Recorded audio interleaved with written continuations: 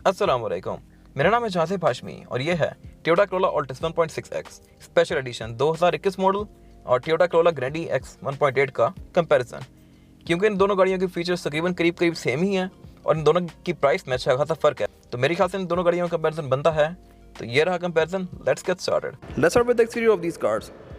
1.6 versus 1.8 में जो differences हैं अब वो ये है कि ऑल्टिस 1.6 के अंदर फ्रंट पे कैमरा नहीं आता, जो कि ग्रैंडी के अंदर फ्रंट पे कैमरा आता है। यहाँ पे इस गाड़ी के मोनोग्राम के अंदर कैमरा दिया गया है, जो कि इस गाड़ी में नहीं है। प्लस इस गाड़ी में फॉग नहीं आती, जो कि ग्रैंडी में आती है, और इसकी ग्रिल के अंदर भी क्रोम नहीं आता। इस गाड़ी में फॉग लेंस भी आते हैं, जो कि ऑल्टिस 1.6 के अंदर नहीं आते, और इसमें क्रोम भी आता है, जो कि ग्रिल से कंटिन्यू करता है हेडलाइट के अंदर तक। और 1.6 के अंदर ये क्रोम आता है हेडलाइट के अंदर, लेकिन ग्रिल में नहीं आता। इस गाड़ी की हेडलाइट्स भी अब ग्रैंडी वाली कर दी गई हैं। बाकी इसका फ्रंट लुक चेंज कर दिया गया था एक्स वाले फेसलिफ्ट के अंदर। अब इस गाड़ी में हेडलाइट्स भी ये बाइजोनल प्रोजेक्शन लैंप वाली आती हैं, जिसमें DRL भी आती है, ये बाइजोनल प्रोजेक्शन लैंप, पार्किंग और इंडिकेटर। बाकी अगर बात कीजिए इन गाड़ियों की साइड प्रोफाइल की, तो साइड प्रोफाइल्स इन गाड़ियों की बिल्कुल आइडेंटिकल हैं। यहाँ पे कोई चेंजेस नहीं है। इन दोनों गाड़ियों में डुअल VVT की बैजिंग आती है, सेम रिम्स आते हैं, साइड स्कर्ट्स आती हैं, और इसमें भी अब ये साइड स्कर्ट और क्रोम के डोर हैंडल्स दे दिए गए हैं ऑल्टिस 1.6 के अंदर भी। जस्ट जो एक फ़र्क है इन गाड़ियों के अंदर वो ये है कि अगर ग्रैंडी को लॉक करें तो इसके साइड मिरर फोल्ड होते हैं, क्योंकि इस गाड़ी में साइड मिरर रिट्रैक्टेबल आते हैं। ऑल्टिस के अंदर ये वाला फीचर नहीं है। इस गाड़ी के साइड मिरर्स को आप गाड़ी के अंदर बैठे हुए ही फोल्ड और अनफोल्ड कर सकते हैं लाइक दिस, और ये एडजस्टेबल भी हैं गाड़ी के अंदर से ही। और अगर बात कीजिए इन गाड़ियों के रेयर लुक की, तो ये भी आइडेंटिकल हैं। अब इन गाड़ियों के रेयर लुक पे कोई फ़र्क नहीं रह गया। दोनों में बैक पे कैमरा आता है, दोनों में बैक पे बम्पर इस तरह के आते हैं, और टेल लाइट्स भी यही आती हैं। जस्ट जो एक फ़र्क है वो ये है कि इस गाड़ी पे ग्रैंडी की बैजिंग आती है और इस गाड़ी में ऑल्टिस की बैजिंग आती है विद स्पेशल एडिशन। और यहाँ पे 1.8 और इस गाड़ी में ऑब्वियसली 1.6 आएगा, क्योंकि इस गाड़ी में इंजन 1.6 आता है। बाकी यहाँ पे कोई फ़र्क नहीं है। इन दोनों गाड़ियों की ट्रंक कैपेसिटी आइडेंटिकल है, कोई फ़र्क नहीं है दोनों गाड़ियों के ओवरऑल डायमेंशंस में, रिम्स में, प्रैक्टिकलिटी में, ग्राउंड क्लियरेंस में। ये दोनों गाड़ियाँ टोटली बिल्कुल सेम है। बाकी इस गाड़ी की ट्रंक ओपन करने के लिए रिमोट पे ट्रंक रिलीज़ किया गया है। इसको दबा कर रखेंगे तो इस गाड़ी की ट्रंक ऑटोमेटिकली ओपन होगी लाइक दिस। और ये इस गाड़ी की ट्रंक कैपेसिटी। और उसके अलावा एक चीज़ यहाँ पे जो ऐड की गई है स्पेशल एडिशन में, वो है ट्रंक का मैट। ये मैट पहले रबड़ वाला इस गाड़ी के अंदर नहीं आता था ऑल्टिस के अंदर। अब इसमें एक रबड़ का मैट आता है, फिर उसके नीचे एक लेड आती है, और उसके नीचे इस गाड़ी का स्पेयर टायर आता है, जो कि स्टील रिम है। ये मैट पहले इसके अंदर नहीं आता था, स्पेशल एडिशन में ये ऐड कर दिया गया है। और उसके अलावा ग्रैंडी के अंदर जो एक चीज़ अच्छी है वो ये है कि इस गाड़ी के रेयर बेंचेस फोल्डेबल हैं। ये बेंचेस 60-40 के स्प्लिट के साथ हैं, और इनको फोल्ड करके आप इस गाड़ी की ट्रंक कैपेसिटी को और भी ज़्यादा खुला बना सकते हैं। इसके बारे में बात कीजिए इस गाड़ी के इंटीरियर की, तो ये ऑल्टिस 1.6 का इंटीरियर है स्पेशल एडिशन का। ये गाड़ी बेसिकली स्पेशल एडिशन है, और इस गाड़ी के इंटीरियर में और ग्रैंडी के इंटीरियर में अब मुझे दो फ़र्क रह गए हैं। एक तो ये है कि इस गाड़ी में लेदर सीट्स नहीं आती, और दूसरा ये कि उस गाड़ी में एक ब्लैक कलर टोन भी ऑफर हो गई है, जो कि इस गाड़ी के अंदर नहीं आती। बाकी छोटे मोटे चेंजेस हैं, जैसे कि इसमें क्रोम डोर हैंडल्स नहीं आते। ग्रैंडी के अंदर डोर हैंडल्स क्रोम में आते हैं। ये चीज़ ऑल्टिस 1.6 के अंदर नहीं है। इसमें क्रोम आता है, उसमें क्रोम नहीं आता। और उसके अलावा इस गाड़ी के एयर वेंट्स के अंदर भी क्रोम दिया गया है, जो कि ऑल्टिस 1.6 के अंदर नहीं आता। ऑल्टिस में रिसेंटली पोस्ट आउट भी दे दिया गया है स्पेशल एडिशन में, जो कि इस गाड़ी में शुरू से आता है। अगर बात की जाए दोनों गाड़ियों के स्टीयरिंग व्हील की, तो स्टीयरिंग व्हील में कुछ मेजर चेंजेस हैं। ग्रैंडी के स्टीयरिंग व्हील के अंदर पैडल शिफ्टर्स भी आते हैं, जो कि मेरी ओपिनियन में एक अच्छा ऑप्शन है। आप इस गाड़ी को पैडल शिफ्टर से मैनुअली भी चला सकते हैं। और उसके बारे में बात कीजिए इस गाड़ी के हेडलाइट के कंट्रोल्स की, तो इस गाड़ी में हेडलाइट्स के कंट्रोल यहाँ पे दिए गए हैं, और इसमें एक ये वाला कंट्रोल आता है जो कि ऑल्टिस के अंदर नहीं आता। ये फॉग का है। ग्रैंडी एक्स के अंदर फॉग LED वाली दे दी गई हैं। और लेफ्ट पर यहाँ पे इस गाड़ी का विंडशील्ड वॉशर दिया गया है। विंडशील्ड वॉशर इस गाड़ी में ऑटोमेटिक फीचर के साथ आता है, यानी कि ऑटोमेटिकली रेन को सेंस करके ऑन ये ऑफ होगा, जो कि ऑल्टिस 1.6 में नहीं आते।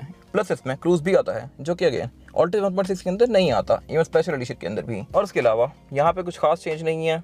इस गाड़ी के सिर्फ एयर वेंट्स के अंदर यहाँ पे क्रोम दिया गया है, जो कि ऑल्टिस में नहीं आता। बाकी पैनल सेम ही है तकरीबन।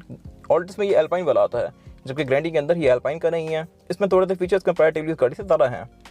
बाकी ग्रैंडी में क्लाइमेट कंट्रोल आता है, जो कि इस गाड़ी के अंदर भी दे दिया गया है अब। बाकी ओवरऑल यहाँ पे जो चीज़ें हैं ये वही हैं जो कि ऑल्टिस में भी आती हैं।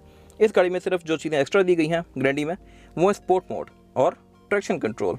ये चीज़ें मेरे ख्याल से कोई इतनी वर्थ इट है नहीं कि आप इसके लिए 4 लाख एक्स्ट्रा भरें, लेकिन स्टिल अगर आप भरते हैं तो इट्स ओके। ये गाड़ी पावरफुल कंपैरेटिवली इस गाड़ी से बहुत ज़्यादा है। प्लस इसमें जो हैंड ब्रेक की टिप है ये भी क्रोम में आती है, जो कि ऑल्टिस में नहीं आती क्रोम में। और उसके अलावा इस गाड़ी में rear view mirror auto dimming feature के साथ आता है, जो कि मेरी ओपिनियन में काफ़ी अच्छी चीज़ है। ये बैक से पड़ने वाली तेज़ लाइट को डिटेक्ट करके डिम हो जाता है ऑटोमेटिकली, और ये फीचर ग्रैंडी एक्स में दिया गया है। और उसके अलावा ऊपर यहाँ पे ग्रैंडी में ये वाला एरिया टिंटेड आता है, जो कि एज अ सनशील्ड का काम करता है। बाकी इन दोनों गाड़ियों के इंटीरियर का जो मेजर फर्क है वो ये है कि इस गाड़ी में इंटीरियर लेदर की फिनिश में आता है।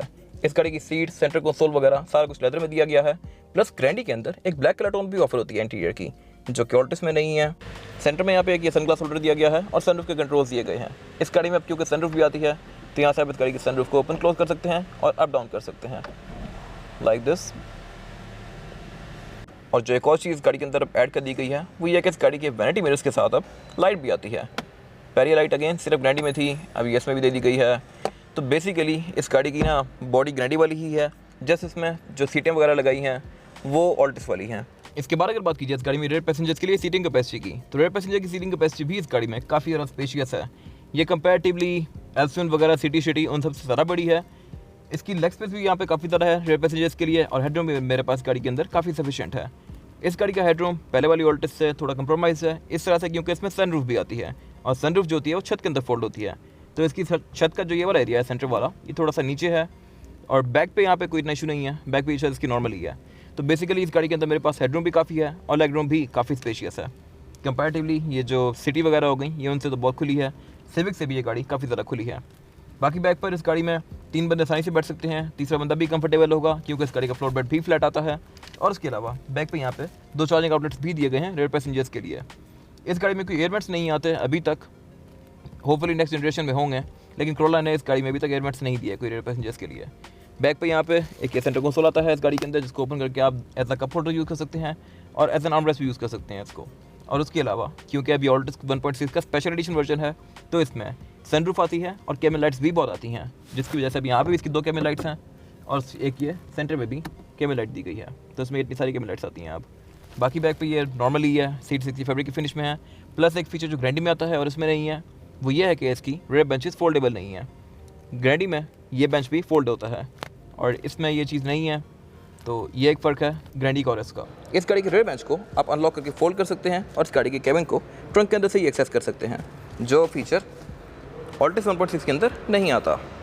अगर बात कीजिए इन दोनों गाड़ियों के मेजर डिफरेंस की तो वो है इंजन का।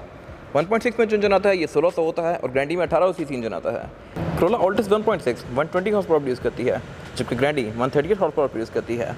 और इस गाड़ी में ट्रांसमिशन भी CVT आती है, जबकि ऑल्टिस में ट्रांसमिशन 4 स्पीड ऑटोमेटिक आती है। और इस गाड़ी में कोई ट्रैक्शन कंट्रोल, स्पोर्ट मोड इस तरह की चीज़ें नहीं आती, जबकि ग्रैंडी में ये सारी चीज़ें आती हैं। और मेरे ख्याल से ये इस गाड़ी की ड्राइविंग को कंपैरेटिवली काफ़ी बेहतर बनाती हैं एज़ कम्पेयर टू ऑल्टिस 1.6। बाकी इन दोनों गाड़ियों के बोनेट के अंदर इंसुलेशन आती है। इन दोनों गाड़ियों की फ्रंट लुक भी ऑलमोस्ट आइडेंटिकल है। इन गाड़ियों के डायमेंशंस भी सेम हैं। तो मेरे ख्याल से अगर आप 2,90,000 भी पे करते हैं तो ये कार वर्थ इट है कह सकते हैं। और अगर आप बचाना चाहते हैं तो ये कार भी एक अच्छा ऑप्शन है। इसमें भी तकरीबन वो सारे फीचर आ गए हैं जो कि ग्रैंडी में होते थे। ये इस गाड़ी की फिजिकल की है जो कि बिल्कुल ग्रैंडी जैसी कर दी है। पहले ऑल्टिस में एक की आती थी नॉर्मल सी, अब इस गाड़ी में ये रिमोट दे दिया गया है।